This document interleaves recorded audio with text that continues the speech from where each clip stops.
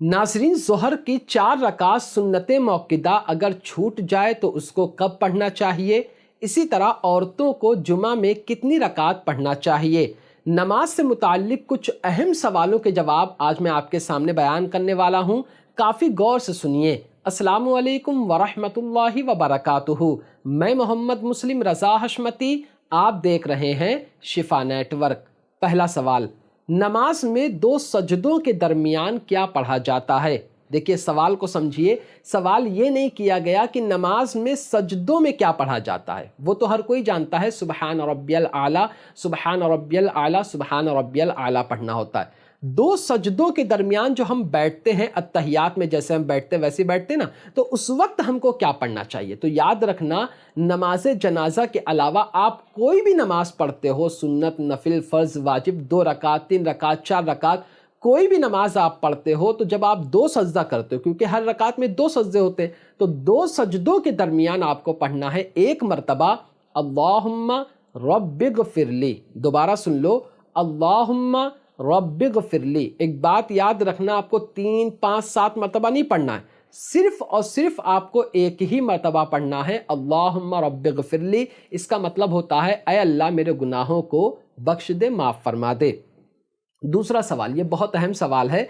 फज्र की नमाज अगर नहीं पढ़ी तो क्या जुमा की नमाज से पहले फज्र की क़ज़ा नमाज पढ़ सकते हैं, या जुमा की नमाज मुकम्मल होने के बाद जो फज्र की क़ज़ा नमाज है वो पढ़ना है? देखिए, आप चाहे जुमा की नमाज से पहले फज्र की क़ज़ा नमाज पढ़ो, या जुमा की नमाज मुकम्मल होने के बाद सबसे आखिर में फज्र की क़ज़ा नमाज पढ़ो, जब भी आप पढ़ो, पहले या बाद में, आपकी फज्र की जो नमाज है वो अदा हो जाएगी। यहाँ पर कुछ लोगों के जहन में सवाल होता है, और वो बहुत ज़्यादा अहम है इसको बताना। वो ये समझते हैं कि अगर हमने जुमा के दिन फज्र की नमाज नहीं पढ़ी तो हमारी जुमा की नमाज नहीं होगी, जबकि ऐसा बिल्कुल भी नहीं है। किसी नमाज का अदा होना ये किसी दूसरी नमाज पे मौकूफ़ नहीं है। ऐसा नहीं है कि वो नमाज नहीं पढ़ोगे तो ये नमाज नहीं होगी। मिसाल के तौर पर, अगर आपने फज्र की नमाज नहीं पढ़ी और जुमा की पढ़ लो, तो ऐसा नहीं कि जुमा की नमाज नहीं होगी, भाई होगी, नमाज क्यों नहीं होगी?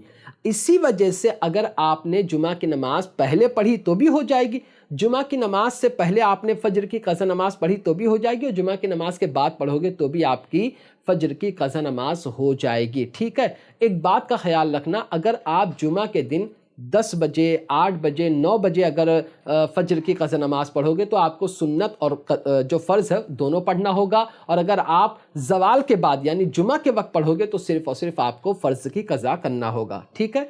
सवाल नंबर 3, जुमा की नमाज के बाद मस्जिद में बैठकर अपने मरहूमीन यानी मुर्दों के लिए दुआ करना चाहिए, या कब्रिस्तान में जाकर उनकी कब्र पर दुआ करना चाहिए? बहुत अहम सवाल है। देखो, आप चाहे मस्जिद में बैठकर उनके लिए दुआ करो, या आप कब्रिस्तान में जाकर या उनकी कब्र पर जाकर दुआ करो, सवाब तो हर जगह से पहुंच जाएगा। लेकिन जुमा के दिन, खासकर जुमा के दिन मुर्दों की कब्र पर जाकर उनको इसाले सवाब करना या पढ़ना, इससे बहुत ज़्यादा फ़ायदा हासिल होता है मुर्दे को। अगर आप चाहते हैं कि मैं इस पर वीडियो बनाऊं कि जुमा के दिन हमें खासकर कब्रिस्तान क्यों जाना चाहिए, वहाँ पर क्या पढ़ना चाहिए, तो हदीस पाक की रोशनी में मैं इस पर तफसील से वीडियो बनाऊंगा, जिसको सुनकर आपका ईमान ताज़ा हो जाएगा। अगर आप वो वीडियो देखना चाहते हैं तो मुझे ज़्यादा से ज़्यादा मैसेज करके बताइए, तो मैं उस पर अलग से वीडियो बना दूंगा, तो सवाब तो कहीं से भी पहुंच जाएगा। नंबर 4, औरतों को जुमा की कितनी रकात पढ़ना चाहिए? औरतों पर जुमा की नमाज और ईद की, चाहे वो ईद उल फित्र हो या ईद उल अज़हा जिसको बकरा ईद कहते हैं, उसकी नमाज है ही नहीं, वाजिब नहीं है। औरतों को क्या पढ़ना है? जुमा के दिन ज़ोहर की नमाज पढ़ना है। हफ्ते में 7 दिन होते हैं, तो जैसे बाकी 6 दिन में वो ज़ोहर की नमाज पढ़ती है, ऐसे उसको जुमा के दिन भी ज़ोहर की 12 रकात ही पढ़ना है। ठीक है। अब एक सवाल आएगा आपके जहन में कि औरतों को जुमा के दिन जुमा नहीं पढ़ना है, ठीक है, ज़ोहर पढ़ना है, तो पढ़ना कब है? जुमा की नमाज मस्जिद में होने के बाद या उससे पहले?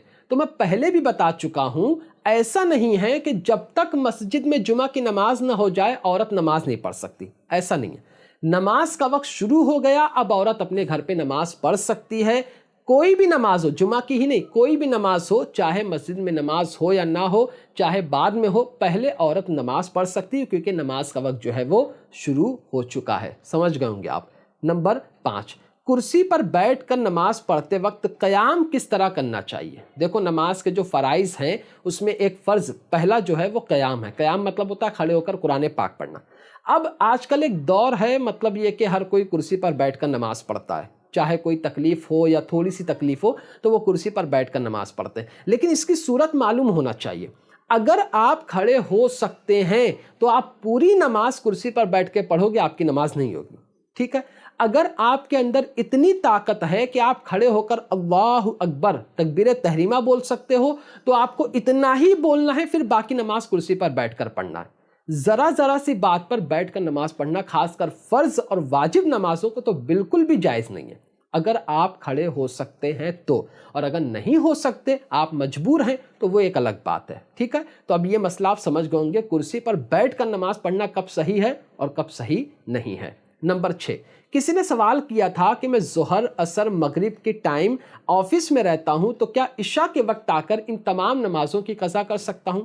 اکثر لوگ جو آفس کو جاتے ہیں یا کام پہ جاتے ہیں تو وہ مطلب یہ کہ ظہر، عصر، مغرب، یہ کافی زیادہ مجھ سے سوال پوچھا جا رہا تھا۔ تو دیکھیے، اگر آپ کے آفس میں اس بات کی اجازت ہے کہ آپ نماز کے وقت نماز پڑھ لو تو اسی وقت آپ نماز پڑھ لیجئے، آدھا نماز پڑھنے میں زیادہ ثواب ہے۔ اور اگر ایسا نہیں ہے تو آپ عشاء کے وقت میں آ کر ان تمام نمازوں کی قضا کر سکتے ہو، ٹھیک ہے؟